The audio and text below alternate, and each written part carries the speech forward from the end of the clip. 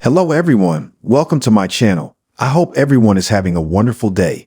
Before starting the video, please go ahead and hit the subscribe button and give this video a like up. The character of Dr. Hamilton Finn on General Hospital is a major player on Port Charles, but it's understandable that some fans of the soap have a little trouble distinguishing his history from that of his lookalikes, since portrayer Michael Easton has played multiple roles on the show. See, back in 2012, Easton joined the cast of GH as his one life to live alter ego, John McBain. But when legal issues prevented GH from using the OLTL characters, John was written out and Easton began playing the role of Dr. Silas Clay. He also played a double role for a bit, bringing back his Port Charles character of Stephen Clay, Silas Twin, who thought he was a vampire named Caleb. Unfortunately, that poor guy was murdered in 2015, and a year later, Easton rejoined the soap as another Dr. Hamilton Finn. Sadly for fans, Easton announced in June 2024 that he was exiting the soap once again. Dr. Hamilton Finn arrived at GH at Monica Quartermain's request to help treat Tracy Quartermain. Joined by his service animal, a lizard named Roxy, Finn is told repeatedly how much he resembles the late Silas Clay.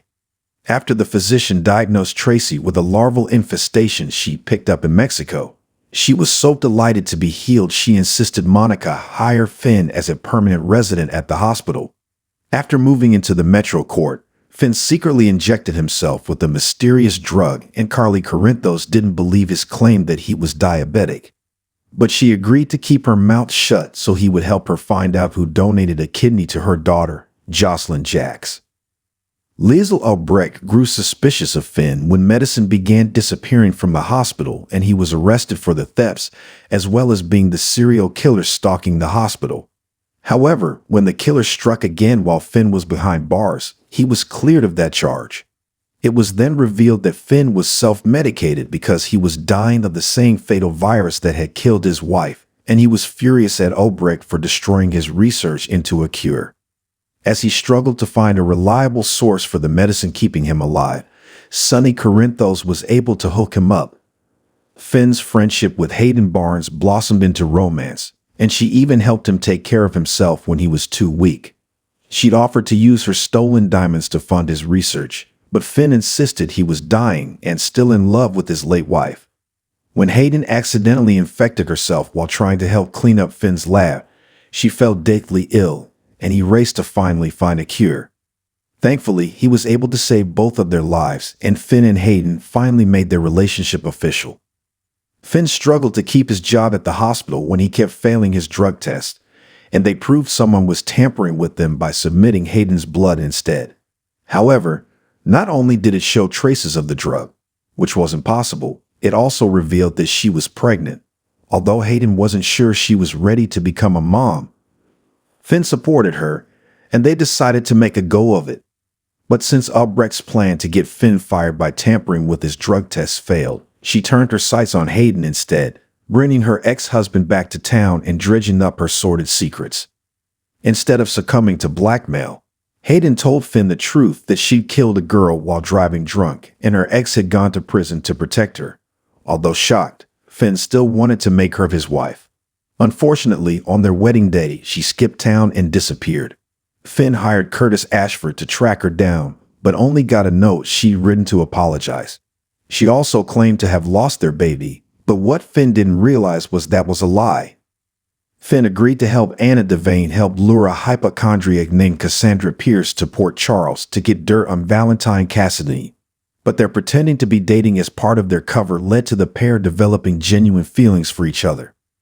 Finn was surprised to see his younger brother, Harrison Chase, in town, having joined the PCPD, and wanted nothing to do with him, but that relationship softened over time.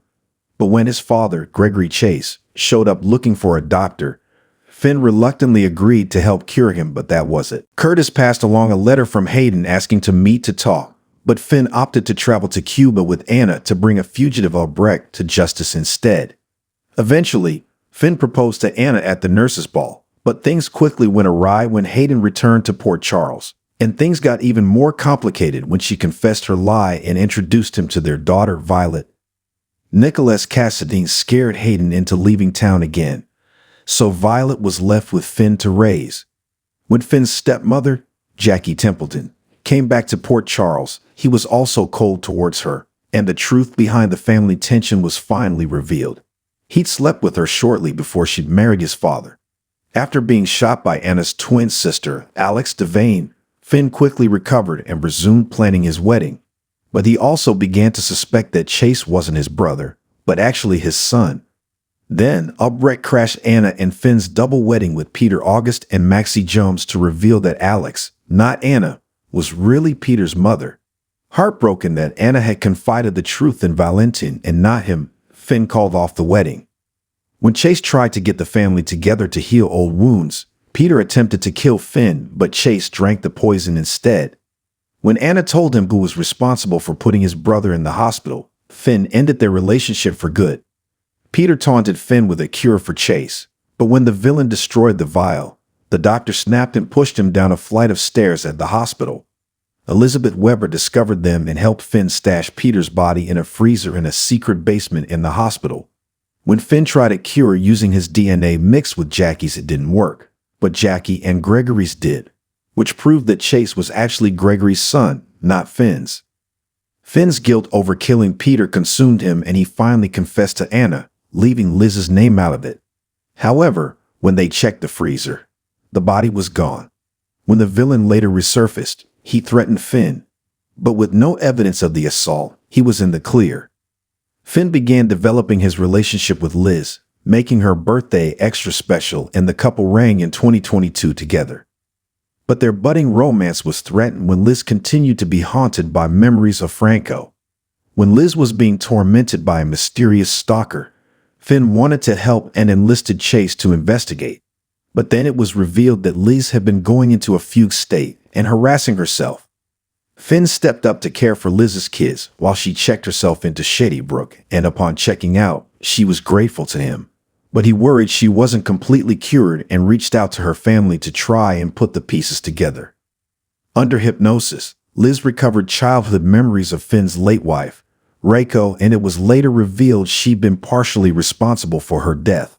Heartbroken, Finn took some time away and was later further upset when Liz claimed to be pregnant with Nicholas' baby. After claiming she'd miscarried, Liz then confessed to Finn that she had made the whole thing up to cover her involvement in Nick's kidnapping of Esm, who was actually carrying his child.